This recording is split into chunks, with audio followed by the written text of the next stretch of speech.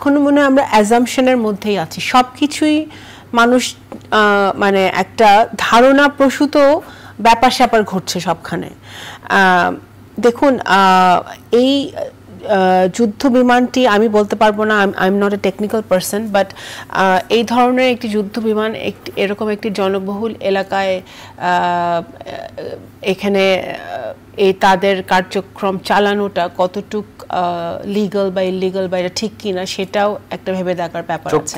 যৌক্তিক বিষয় বলা, হ্যাঁ অবশ্যই ভেবে দেখার ব্যাপার আছে, বিকজ এটা তো এই ঘটনাটা তো অনেক ইজিলি অ্যাভয়েড করা যেত যদি এটা জনবহুল এলাকা না হতো। হয়তো যেরকম উনি বললেন এরকম সব দেশে এগুলো হচ্ছে এবং প্রশিক্ষণ হচ্ছে, যুদ্ধ বিমানের প্রশিক্ষণ হয়। এখন যুদ্ধ বিমানের কি অবস্থা এটা নিয়েও একটা কথা উঠেছে, যেটা কত পুরনো। তো এত পুরনো, আমরা তো বিভিন্ন দেশ থেকে আমরা কি সব অস্ত্র কিনেছি, হাসিনার আমলে বিভিন্ন জিনিস কিনেছি, কত কিছু কিনেছি, হাজার হাজার কোটি টাকার দুর্নীতি হয়েছে। এই দুর্নীতিগুলো যদি কম হতো বা যদি স্বচ্ছতার সাথে ক্রয় বিক্রয়গুলো হতো, তাহলে হয়তো এই আমাদের এই পুরনো অচল যুদ্ধ বিমান নিয়ে আমাদের এই ক্যাপ্টেন তৌকিরের চালাতে হতো না। এটাও তো একটা প্রশ্ন থেকে যায়, তাই না?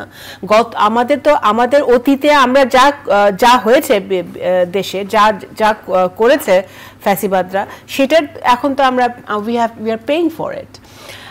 এখন এইটা আরেকটা জিনিস আমি বলতে চাই যে কোনোভাবেই এই ধরনের ঘটনাগুলো সব কিছুতে রাজনীতি ঢোকানো ঠিক না, রাজনীতি দেখাও ঠিক না, খোঁজা উচিত এবং খোঁজাও ঠিক না। কারণ এইটা একটা অত্যন্ত মানে একটা বাজে একটা অ্যাক্সিডেন্ট হয়েছে, যেটা আমাদের অত্যন্ত বাস্তববাদী হয়ে প্র্যাকটিক্যালি এগুলো বিশ্লেষণ করতে হবে।